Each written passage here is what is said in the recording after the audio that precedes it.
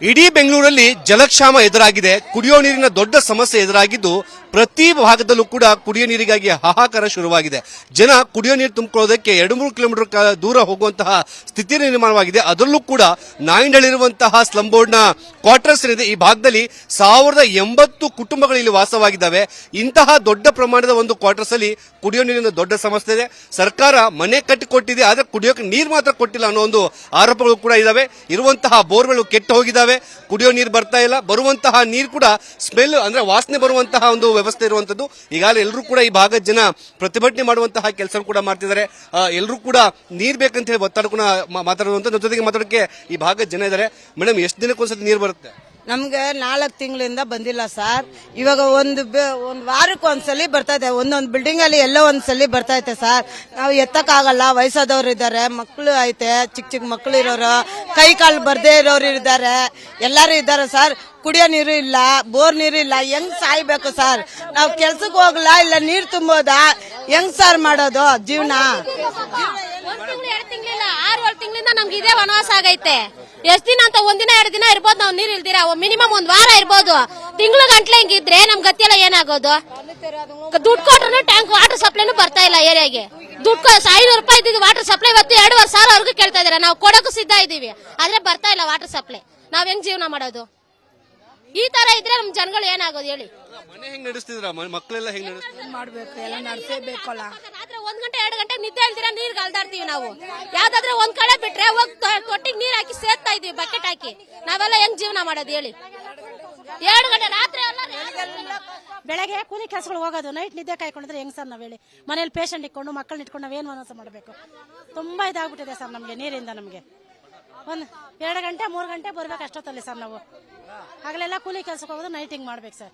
ಅಲ್ಲ, ಇಲ್ಲಿ ಡೈರಿ ನೀರಿಗೋಸ್ಕರ ಜಗಳ ಆಗುತ್ತಾ ಅಂತ? ಇಲ್ಲಿ ಜಗಳ ನೀರಿಂದಾನೇ ಜಗಳ. ಕುಡಿಯೋ ನೀರಿಲ್ಲ ಸರ್. ಕುಡಿಯೋ ನೀರು ಬಸ್ ಸ್ಟಾಪ್ ಹತ್ರ ಹೋಗು, ನಮ್ ಕೈಲಿ ಆಗತ್ತಾ ಸರ್ ಎತ್ಕೊಂಡ್ ಬರಕ್ಕೆ? ಒಂದ್ ಬಿದಿಗೆ ಎತ್ಕೊಂಡು ನಮ್ಗೆ ಹಳೆ ಬಂದು ಕಾಲ್ ನೋವುಳ ಬಂದ್ಬಿಟ್ಟೆ ಸರ್. ನಮ್ಗೆ ಯಾರು ಮನೆಗೆ ಯಾರು ಇಲ್ಲ, ನಾವು ಒಬ್ಬರೇ ದೇಶ ಮಕ್ಕಳು ಇಟ್ಕೊಂಡು ಸಾಯ್ತಾ ಇದ್ವಿ. ಹೆಂಗ ಸರ್ ನೀರಿಗೆ ನಾವ್ ಹೆಂಗ ಸಾಯೋದು? ಈ ಒಂದ್ ಬಿಂದಿಗೆ ಅಲ್ಲಿಂದ ಬಸ್ ಸ್ಟಾಪ್ ಎತ್ಕೊಂಡ್ ಬರಕ್ ಆಗಲ್ಲ ಸರ್ ನಮ್ ಕೈಯಲ್ಲಿ. ನಮ್ಗೆ ಯಾರಿದ್ದಾರೆ ಎತ್ಕೊಂಡ್ ಬಂದ್ ಕೊಡಕ್ಕೆ? ನೀರಿಲ್ಲ ಸರ್. ಬರ್ತಾರೆ, ಒಂದು ಟ್ಯಾಂಕ್ ಬಂದ್ರೆ ಅದನ್ನು ಹಿಡಿಯಕ್ ಹೋದ್ರೆ ಸಂಪರ್ಕ ಬಿಟ್ರೆ ಜಗಳ. ಇಲ್ಲಿ ನೀರ್ಗೆ ವಾರಕ್ಕೆ ಒಂದೇ ಸಲ ಬರ್ತದ, ಅದನ್ನು ನಮ್ಗೆ ಸಿಗಲ್ಲ. ಇಲ್ಲಿ ಹಂಗೂ ಸಪ್ಲೈ ಮಾಡಿದ್ರು ಗಾಡಿ ಇಲ್ಲಿ ಬರಕಿಲ್ಲ. ಗೌರ್ಮೆಂಟ್ ಏನ್ ಹೇಳಕ್ ಬಯಸ್ತಾರ ನೀವು? ಏನ್ ಹೇಳ್ತೀರಾ ಗೌರ್ಮೆಂಟ್ ಗೆ? ಒಂದ್ ನಿಮಿಷ. ಇವಾಗ ಇಲ್ಲಿ ನೋಡಿ, ಎಲ್ಲಾ ಕಡೆ ನೀರ್ ಪ್ರಾಬ್ಲಮ್ ಇದೆ, ಇಲ್ಲಿ ನೀರ್ ಪ್ರಾಬ್ಲಮ್ ಇದೆ. ಇವಾಗ ಸದ್ಯಕ್ಕೆ ಪ್ರಿಯಕೃಷ್ಣ ಸಾಬ್ರಿ 2 ಬೋರ್ವೆಲ್ ಹಾಕಿದ್ದಾರೆ. ಅದು ನೀರು ಈ ಕಡೆ ಕಲೆಕ್ಷನ್ ಕೊಟ್ಟು ಕೊಲೆ ಹಾಕೋಣ ಅಂತ ಇದ್ದೀವಿ. ಇನ್ನೊಂದು 2 ಬೋರ್ವೆಲ್ ಕೇಳಿದೀವಿ. ಇವಾಗ ಸದ್ಯಕ್ಕೆ ಮುಂಚೆ ಹಾಕಿರೋದಲ್ಲ ಯಾವ್ದಲ್ಲ, ಎಲ್ಲಾ ಕಡೆನೂ ನೀರ್ ಪ್ರಾಬ್ಲಮ್. ಒಂದು ಗಾಡಿ ಬಿಡು ಅಂದ್ರೆ ಗಾಡಿ ಅವರೇ ನಮಗ್ ಬರಲ್ಲ. ಹಂಗಿದ್ರು ಹೋದ್ ವಾರ ಫುಲ್ 18 ಗಾಡಿ ಬಿಟ್ಟಿದ್ದಾರೆ. ಅದು ಎಲ್ಲರಿಗೂ ಸಪ್ಲೈ ಮಾಡಿದೀವಿ. ಇವಾಗ 2 ಬೋರ್ವೆಲ್ ಹೊಸದ್ ಹಾಕಿದ್ದಾರೆ. ಆದ್ರಿಂದ ಇವಾಗ ಎಲ್ಲರೂ ಪಬ್ಲಿಕ್ ಇವತ್ತು ನಾಳೆ ನಾವು ಕೊಲೆ ಹಾಕ್ಸಿ 1-2 ತಿಂಗಳು ಬಿಸಿಲುಗಾಲ ನಾವು ಎಲ್ಲಿ ಬೇಕಿದ್ರು ನೋಡಿ ಎಲ್ಲಾ ಕಡೆ ನೀರ್ ಪ್ರಾಬ್ಲಮೇ. ಇವಾಗ ಅವ್ರ ಮೊನ್ನೆ ಹೇಳ್ಬಿಟ್ಟಿದ್ದಾರೆ, ನಾವ್ ಇಲ್ಲಿ ನೀರ್ ಇಲ್ದೇನೆ ಮನೆ ನೋಡಿಸೋದು ತುಂಬಾ ಕಷ್ಟ ಆಗುತ್ತೆ ಹೆಣ್ಮಕ್ಳಿಗೆ. ತುಂಬಾ ತೊಂದ್ರೆ. ನಾವು ಆದಷ್ಟು ಕೇಳ್ತಾ ಇದೀವಿ, ಇವತ್ತು ಹಾಕ್ತಾ ಇದೀವಿ. ಈ ಕಡೆ 4 ಕೊಳೆ ಹಾಕೋಣ ಅಂತ ಇದೀವಿ, ಅಲ್ಲೂ ಹಾಕ್ತಾ ಇದೀವಿ. ಹೊಸ ಬರೋಲ್ 2 ಕೊಡ್ಸಿದ್ದಾರೆ, ಇನ್ನ 3 ಕೊಡ್ತೀವಿ ಅಂತ ಹೇಳಿದ್ದಾರೆ. ಇವಾಗ ಏನು ಮಾಡಕ್ಕಾಗಲ್ಲ, ನಾವ್ ಏನ್ ಮಾಡೋದು ಹೇಳಿ?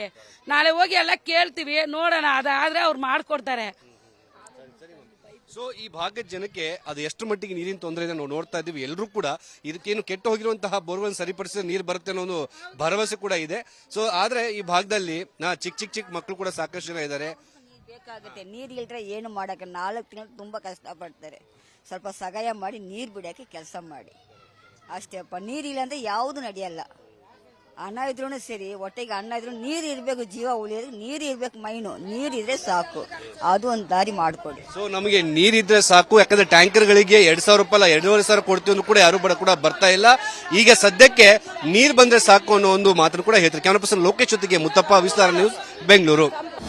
ಅನುಕ್ಷಣದ ಸುದ್ದಿಗಳಿಗಾಗಿ ವಿಸ್ತಾರ ನ್ಯೂಸ್ ಯೂಟ್ಯೂಬ್ ಚಾನೆಲ್ ಸಬ್ಸ್ಕ್ರೈಬ್ ಮಾಡಿ. ಹೊಸ ಸುದ್ದಿಗಳ ನೋಟಿಫಿಕೇಶನ್ಗಾಗಿ ಬೆಲ್ ಐಕಾನ್ ಕ್ಲಿಕ್ ಮಾಡಿ. ಲೇಟೆಸ್ಟ್ ಅಪ್ಡೇಟ್ಸ್ಗಾಗಿ www.vistaranews.com ವೆಬ್ಸೈಟ್ಗೆ ವಿಸಿಟ್ ಮಾಡಿ. ಅಂಗೈಯಲ್ಲೇ ಜಗತ್ತಿನ ಸುದ್ದಿ ತಿಳಿಯಲು ವಿಸ್ತಾರ ನ್ಯೂಸ್ ಕನ್ನಡ ಆಪ್ ಡೌನ್ಲೋಡ್ ಮಾಡಿ.